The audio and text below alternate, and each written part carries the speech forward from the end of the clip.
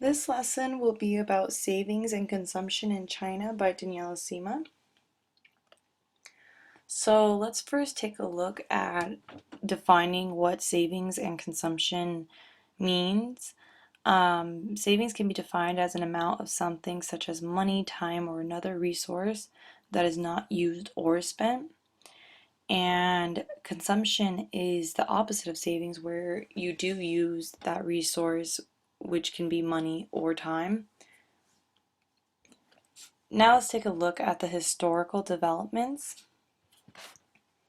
During the leadership of Chairman Mao Zedong, which occurred throughout the Great Leap Forward from 1958 to 1960, China's economy dealt with an awful downturn, but we'll talk more about the Great Leap Forward a little later. During 1978, one-third of Chinese citizens lived in the city, and the other two-thirds of the society were labor force in the countryside. However, once more Chinese citizens moved to the city, the household consumption increased more than 10 times than from its previous history record.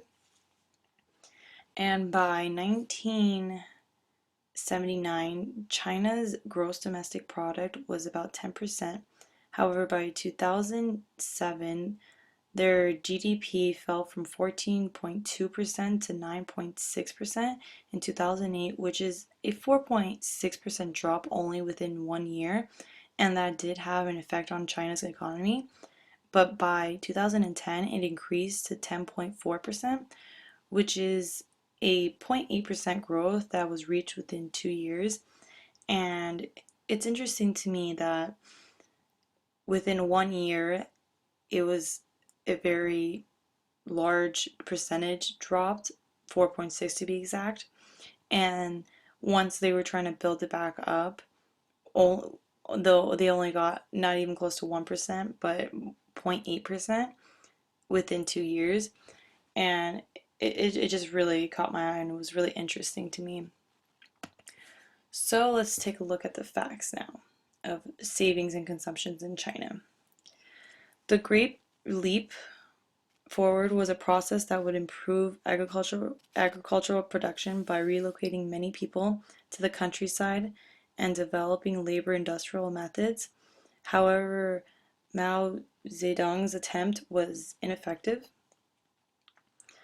Another fun fact is, according to FAS.org, China is currently the United States' second largest trading partner, yet many economists believe China will one day overrule the US, and then China will be the next world's largest economy.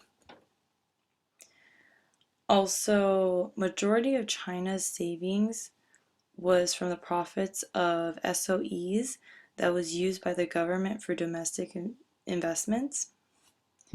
So let's move on to statistics. And China's economy of 2013 remains stable since it's on the right path to achieving their growth mark of 7.5% by the end of 2013. Currently, China's household consumption is 34%, but they're setting the goal of expanding that percentage to a higher number. And even though China has a system of saving a lot and spending very little for a while, China has decided to make the change of raising consumption but still keeping the method of saving. So they're trying to get a little bit of both worlds, where they're not doing too much of one side, let's say savings, and then throw off the balance of the consumption.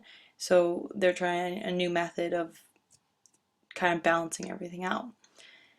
And lastly, China is trying to have investments reach 46% of their gross domestic product so they can use it towards urban railways and buildings.